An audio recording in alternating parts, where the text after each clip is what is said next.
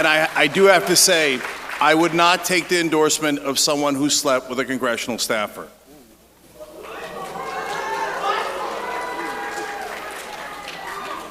Live from the campus of California State University, Northridge, presenting the 25th Congressional District Candidate Forum for the March 3rd special primary election. Let's begin this forum with opening statements. Mr. Uygur, 2 minutes. Hi, I'm Cenk Uygur, and there are huge differences between the candidates here, and I'm really glad that Christy finally showed up so we could have that discussion. So, my opponent says that she'd like to work with Republicans at all levels. Donald Trump is at one of those levels. I would love to ask her, what is she going to work with Donald Trump on? I don't want to work with Donald Trump. I want to defeat Donald Trump. I started a show called The Young Turks. We are proudly home of progressives, not home of moderates, not home of people who'd like to work with Republicans. I founded Wolfpack. That is to get money out of politics. I co-founded Justice Democrats that proudly got the 4 strongest women into Congress: Alexandria Ocasio-Cortez, Ayanna Pressley, Rashida Tlaib, and Ilhan Omar. And when I was co-founder of Justice Democrats, we invented something called the No Corporate PAC Pledge, which I am glad that my opponent took a couple of weeks ago. So now, look, there's policy differences. I am for Medicare for all. That is universal health care. It's the only thing that gets you universal health care. No co-pays, no premiums, no deductibles. Everything else says that you do not have health care as a right. I'm for the Green New Deal to create high-paying solar and wind energy jobs in this district. My opponent, on the other hand, her average last year was $2,700 from AT&T, Facebook, United Health. That is the largest insurance company in the world. Are you going to give that back? And are you for Medicare? Are you against Medicare for all because you mean it? Or are you against Medicare for all because United Health gave you money? She says she's not taking money now. She says she's not taking money now, but she's taking money from Goldman Sachs, BP, Wells Fargo, Sempra, and Koch Time's brothers. Up. Thank you. Christy Smith, 2 minutes. Good evening. Thank you to Cal State Northridge, College of the Canyons, our hosts, our moderators this evening. I appreciate the opportunity to be here. I'm Assemblywoman Christy Smith, and I represent 58% of the 25th Congressional District currently. And it's a pleasure to be here tonight to speak directly to those people who can vote for me, and those are the folks who live in CA 25. And so I'm going to focus on that tonight. And so those of you who know me know that we've had a long journey together. I have a lot of supporters in this room. And the opportunity to flip not only this congressional seat, which we did in 2018, but the assembly seat I'm now privileged to serve in, was a lot of hard work from a lot of folks who are in this room. But I'm also reminded by all of you who are in this room how much work we still have to do together. My friends here from the Sierra Club will tell you we have an urgent calling to address our climate crisis.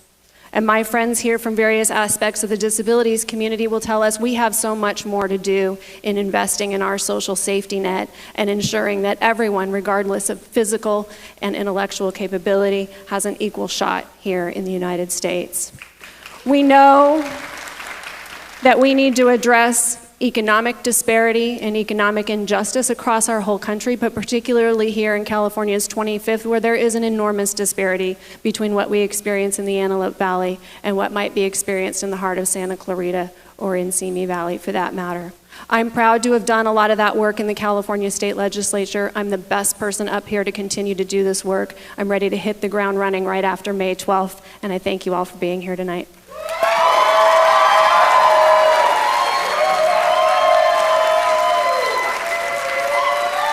Thank you to all our candidates for their opening statements. We will now go to topical questions. First question, it's on immigration reform. We'll go left to right.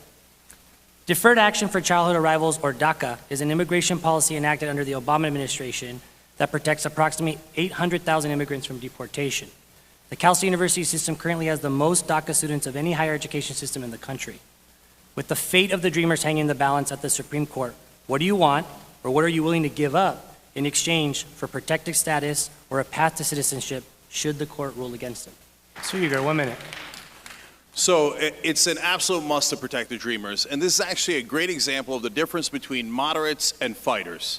So we had Donald Trump cornered. We had the government, when the government was shut down and he had shut it down, his poll numbers were going down. And he had said on the record that he wanted to protect Dreamers. That was the perfect time to extract that compromise from him. But Democratic leadership didn't do it. They let him off the hook. If I'm in the House, I'm never, ever going to let them off the hook. And I'm going to tell them, the reason you fight is not to vent, guys. The reason you fight is because it's more practical. When you have that moment of leverage, you must use it. On the other hand, Christy, for example, voted to deny undocumented immigrants Medi-Cal. Why did you do that? My God, that feeds into a Republican stereotype, by the way. Undocumented immigrants put more money into the system through the payroll tax that they never get back. They don't get the money back from Social Security and Medicare that they pay into. Let us protect all of us. Time's up. Thank you. This next question is for Group C, Annabelle, Courtney, David, and Christy. National polls show healthcare is the #1 issue of concern for voters in congressional elections. Would you look to expand Obamacare in Congress? If so, how? Would you support Medicare for all? Christy? The most immediate and realistic way to get us to universal coverage, that is access to care for every American, involves a few simple things. First of all, defend and shore up the ACA. Secondarily, create a public option that can be purchased by individuals on the Obamacare exchange, along with a group plan option available to small businesses. To Courtney's point, there are lots of small businesses who would love to be able to provide health care for their employees but haven't been able to. To Mr. Lozano's point, we need to create consumer protections in the system. Healthcare market is the one industry where consumers have very little protection and very little opportunity to have clear pricing indicators within that market. And then additionally, we need a substantial waiver program for Medicaid dollars that come from the federal government and allow states to be innovative and subsidize. And we will subsidize for everyone who can't afford a plan on their own. But we have to act with immediacy. This crisis is urgent, and that means we have to take the best path to get us there quickly, and that's adding a public option to what currently exists.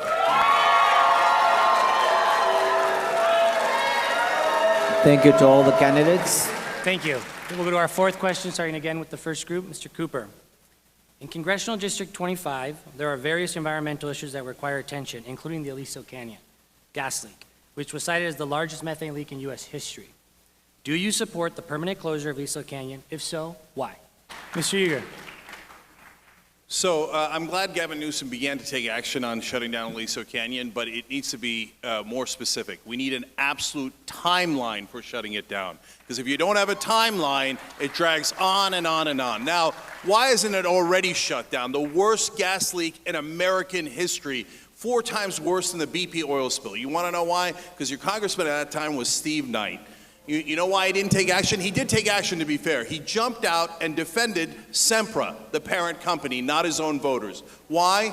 He took $16,000 from Sempra. But I got to tell you something, guys, and look, it doesn't make me happy to say this, but it's important that you know. Christy has also taken money from Sempra. She took it from SHP PAC. I'm glad you're booing her. You should. You shouldn't take money from Sempra. You should only represent the voters. It is a fact. SHP PAC is who she took it from. Unacceptable. Unacceptable. Time's up. Thank you. Shut it down. Thank you, sir. This question is for Group C, Mr. Valdez, Courtney, David, and Christy. California is in the grips of a severe housing shortage, both on the rental and the buying side. What will you do at the federal level to address housing affordability? Should the federal government take an even more aggressive role in national housing policy? And this is where I'm going to vehemently disagree with some of Mrs. Smith's policies. I helped write AB 1482, which would create a rent control in LA County. Ms. Smith voted against it. How does that hurt people? It hurts people because they cannot afford the rents. Rents are out of control in LA County. They're out of control up and down our districts, Simi Valley, Santa Clarita Valley, Antelope Valley. We need people who know the problems, who know the law, and who are willing to put actions behind words. Christy? Thank you. Well, Mr. Ortega, I really appreciate your interest in 1482, and with your background and skills, I would urge you to go and help represent the 36-plus residents of Whispering Oaks who will now be evicted because of that bill. And that's why I voted no on it. It was a woefully inadequate bill, and while rent control has the right heart behind it, to Mrs. Lackey's point, it has significantly proven economically time and time again to actually collapse the availability of low-end rental markets. It's fact. It's a fact. We're not having a back and forth. But the question, excuse me. The question was, what is the federal role in housing? The federal role in housing in CA 25 becomes incredibly important because it's about infrastructure investment.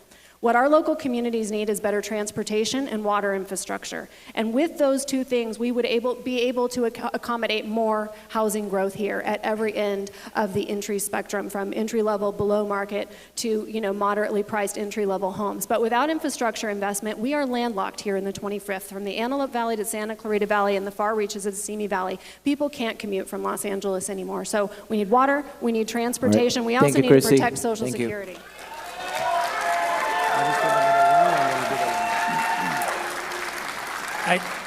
Everyone, I'm just going to give a little reminder. Let's not interrupt the candidates on either side. Let's just let them speak. Thank you. Thanks to all our candidates. Now it's time for the lightning round. How would you address the Me Too movement as a member of Congress? Cenk? So this is another situation where fighting makes a difference. You've got to fight for women's rights and women's freedoms. And you've got to do it at every level. You've got to do it on the case of abortion, you've got to do it on equal pay, and you've got to do it in Me Too. And I do have to say, I would not take the endorsement of someone who slept with a congressional staffer.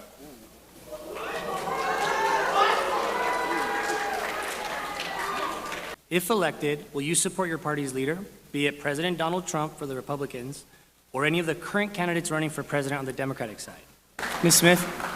So the brilliance of our founders and our Constitution is that we have a system of checks and balances. So when I go to Congress, I'll serve on a check on whoever is in the White House and making sure that they're adhering to the rule of law. All right, we continue the lightning round. Have you ever voted for anybody who was not in your political party? Mr. Uygur. Well, I definitely haven't taken PAC money from somebody who wasn't in my party. I also haven't taken lobbyist money from anybody that wasn't in my party, like John Musella, who represents Chiquita Canyon Landfill. I didn't take money from Jeff Dunham PAC, which is a Republican PAC. So no, I didn't do any of that. But yes, 20 years ago, I used to be a Republican. And so the last Republican I ever voted for was John McCain in the primary against George W. Bush. One last fun question to get to know you, other than The Issue Is, which airs Friday nights at 10:30. What's your favorite TV show and why? And Ms. Smith. Well, so right now I'm working full-time, 2 full-time jobs, it takes a lot out of you. So by the time I finally unwind and watch a little TV, it's usually anything on HGTV, because watching people knock down walls and put in floors and stuff, that's just relaxing. All right, very nice. Now we're going to transition to questions from the audience that were submitted to us. The moderators vetted these questions, and they're going to have 1 minute to respond. Again, we'll start from left to right. Group A. Julio. Like, these guys have time limits, right? So if you're booing, you're taking away their ability to speak, and that's really unfair to them. So give everybody their time because, okay. 1 minute. Group A. Do you think the Republican tax plan passed in the last Congress is working? Would adding new taxes slow down economic growth? Yeah, the Republican tax plan was an absolute disaster. It put a $1.9 trillion hole in our deficit, and I'd like to ask them, how are you going to pay for that? So the top 1% got 83% of those tax cuts. And by the way, here in District 25, that was not a tax cut. For a lot of homeowners, that was a tax increase. And in this case, the person who did that is Steve Knight. He voted for that, and he robbed us of our money and gave it to the richest people in the country.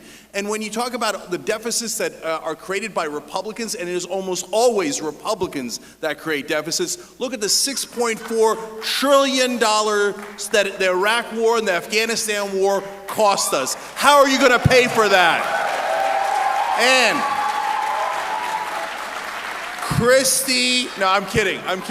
I'm kidding. This one's totally Republican fault. 100% Steve Knight and Republicans. Thank you, sir. Thank you. Now to another question emailed in. This is about campaign finance. What is the appropriate role of corporate money in political campaigns? And should individuals themselves be allowed to spend an unlimited amount of money? Assemblywoman. Thank you. Well, I'm proud to be the only candidate on this stage, again, that's endorsed by End Citizens United and Indivisible because of my longtime commitment to this issue exactly. And my voting record is very consistent with that, and my contribution record reflects nothing like what's been expressed on this stage today. So I hope your stunt pays off. Secondarily, let her speak. Secondarily, the system is broken. As a candidate, as a legislative representative, I'd like to be spending all of my time doing the legislative work and the work on behalf of my constituents. So we do need to get to a point where we engage in some form of either public match or public financing and provide a public platform with the technology we have now easily available to make candidates have time through an internet channel, through any kinds of other means to communicate with voters. But the days of us having to raise and spend millions and millions of dollars to communicate with all of you has to come to an end because it is corrupting our system. Thank you. All right, we go back to Group A. According to data from the Census Bureau, analyzed by AAPI data, Filipinos are the most populous Asian American group in Palmdale, Lancaster, and Santa Clarita.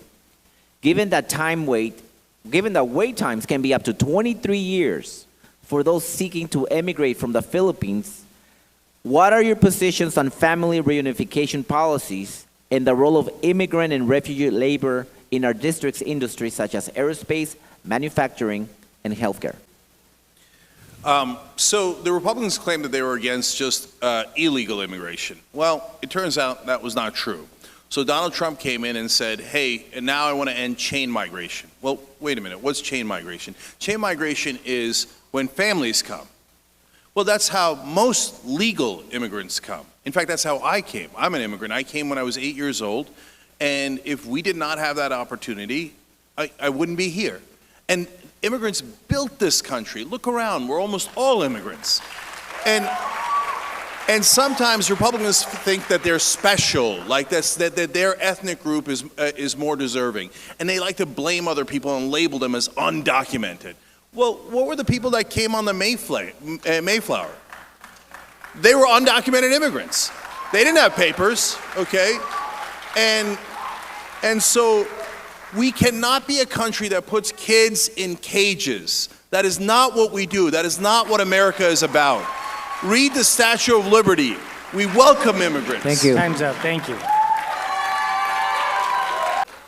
Now let's talk about an issue that doesn't get enough attention, which is mental health. What would you do to improve the mental health for millions of Americans, and how could you use your perch in Congress to do that? So I'll just add on to what you were saying, because the real key is that when we dissolved state mental health institutions all those years ago, what we were supposed to have developed is a community mental health system, and that's where the failure started. We did not develop that robust system. So what we find ourselves with right now is a shortage of points of access and providers. So that's one role that the federal government can play to make that investment in making sure that we're training enough providers. Secondarily, they could move more money to resource the states in terms of block grants for mental health help and support.